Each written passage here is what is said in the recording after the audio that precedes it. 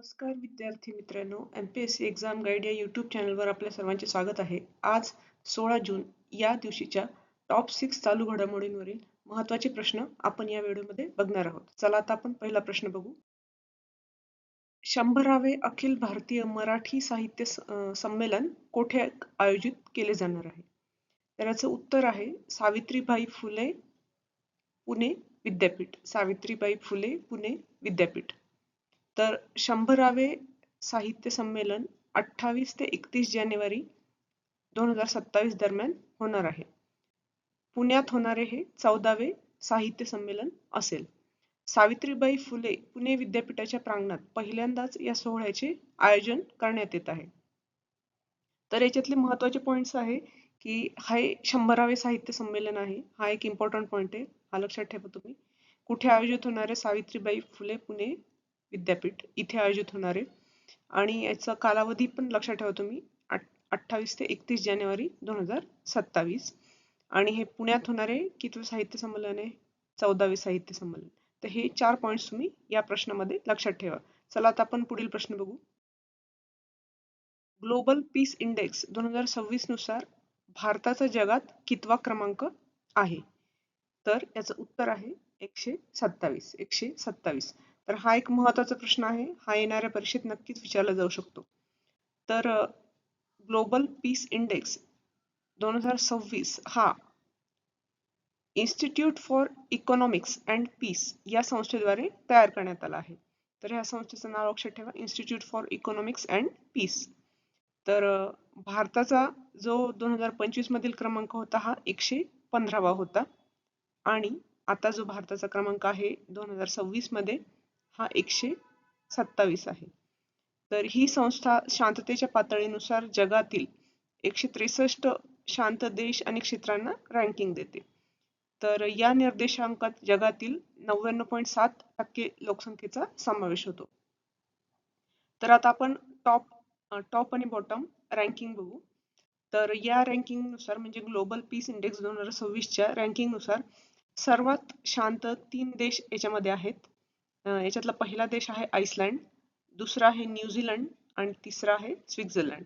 तर आइसलँड विषयी लक्षात ठेवा, हा आइसलँडचा देश आहे हा सलग 19 वर्षे अव्वल म्हणजे पहिल्या स्थानावर आहे. त्यांनी पहिलं स्थान सलग 19 वर्षे पटकावलं आहे.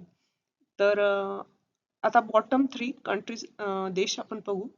तर याच्यातील पहिला देश आहे सर्वात अशांत देश, सर्वात पहिला जो आहे या इंडेक्स नुसार पहिला आहे रशिया, दुसरा आहे सुदान आणि तिसरा आहे काँगो.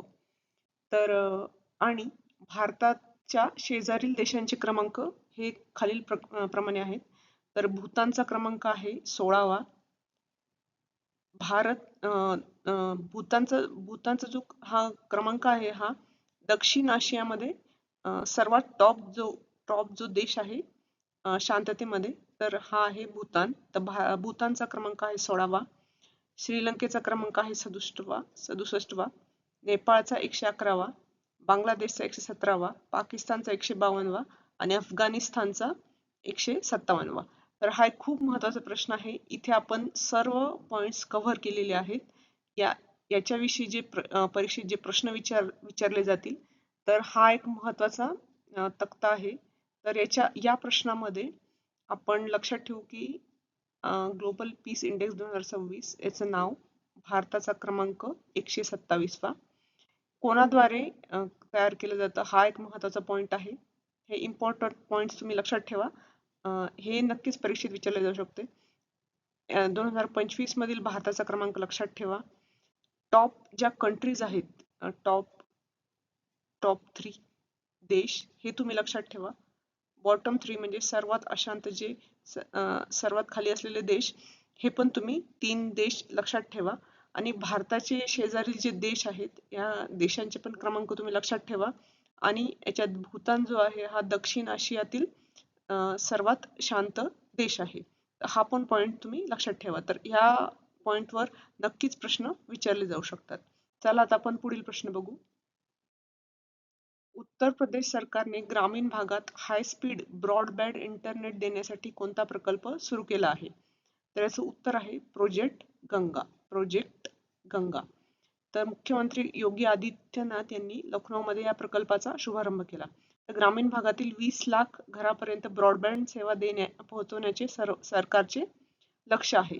तर डिजिटल साक्षरता व स्वयंरोजगाराला चालना देणे हा या योजनेचा मुख्य उद्देश आहे. तर या प्रश्नामधील महत्त्वाचे पॉइंट्स जे आहे ते ग्रामीण भागात हाय स्पीड इंटरनेट देणे हा लक्ष असलेला प्रकल्पाचं नाव आहे प्रोजेक्ट गंगा. तर प्रोजेक्ट गंगा हे नाव लक्षात ठेवा, त्याचा उद्देश लक्षात ठेवा. हे जे राज्य आहे हे राज्य लक्षात ठेवा की कोणत्या राज्यात हे सुरू करण्यात आले. आणि 20 लाख घरापर्यंत ग्रामीण भागातील 20 लाख घरापर्यंत ब्रॉडबँड सेवा देण्याचे हे सरकारचे लक्ष आहे. तर हा जो प्रकल्प आहे हा मुख्यतः ग्रामीण भागासाठी आहे. हा पण एक महत्वाचा पॉइंट आहे, हा तुम्ही लक्षात ठेवा. चला आता आपण पुढील प्रश्न बघू. युवा शक्ती भरोसा कार्ड योजनेअंतर्गत बेरोजगार तरुणांना दरमहा किती रुपये भत्ता दिला जाणार आहे? तर याचं उत्तर आहे 3000 रुपये. 3000 रुपये. तर ही योजना पश्चिम बंगाल सरकारने सुरू केली आहे. तर 21 ते 40 वयोगटातील बेरोजगार तरुणांना या योजनेचा लाभ मिळेल. तर बेरोजगार भत्ता 1500 वरून 3000 रुपये करण्यात आला आहे. तर ही योजना तरुणांना आर्थिक सुरक्षा आणि कौशल्य विकासासाठी मदत करेल. तर या योजनेचे नाव लक्षात ठेवा, युवा शक्ती भरोसा कार्ड. याचा उद्देश लक्षात ठेवा, बेरोजगार तरुणांना दरमहा भत्ता दिला जातो. या योजनेअंतर्गत किती भत्ता दिला जातो हे पण तुम्ही लक्षात ठेवा, 3000 रुपये. आणि कोणत्या सरकारने सुरू केले आहे हा पण एक महत्वाचा पॉइंट आहे. तर पश्चिम बंगाल सरकारने सुरू केली आहे. कोणत्या वयोगटातील तरुणांसाठी सुरू केले हा पण एक महत्वाचा पॉइंट आहे. बेरोजगार भत्ता कितीवरून किती वाढवण्यात आला याच्यावरही प्रश्न विचारले जाऊ शकतात. मित्रांनो, आताच MPSC ची परीक्षा झाली तर छोट्या पॉइंट्सवरही आपल्याला प्रश्न परीक्षेत दिसू शकतात. त्यामुळे आपण सगळेच प्रश्न तसे डिटेलमध्ये घेतलेले आहेत. ही योजना आर्थिक सुरक्षा आणि कौशल्य विकासासाठी मदत करेल. चला आता आपण पुढील प्रश्न बघू. 52वी G7 शिखर परिषद जून 2026 मध्ये कोणत्या देशात आयोजित केली जाणार आहे? तर याचं उत्तर आहे फ्रान्स. फ्रान्स हे याचं योग्य उत्तर आहे. तर शिखर परिषद फ्रान्स मधील एव्हियन येथे आयोजित केली जाईल. तर भारताला भागीदार देश म्हणून विशेष आमंत्रण देण्यात आले आहे. भागीदार देश म्हणजे पार्टनर कंट्री. पंतप्रधान मोदी या परिषदेसाठी विशेष फ्रान्सला भेट देणार आहेत. तर या ऐतिहासिक दौऱ्यात पंतप्रधान मोदी पहिल्यांदाच स्लोव्हाकिया या देशाला भेट देतील.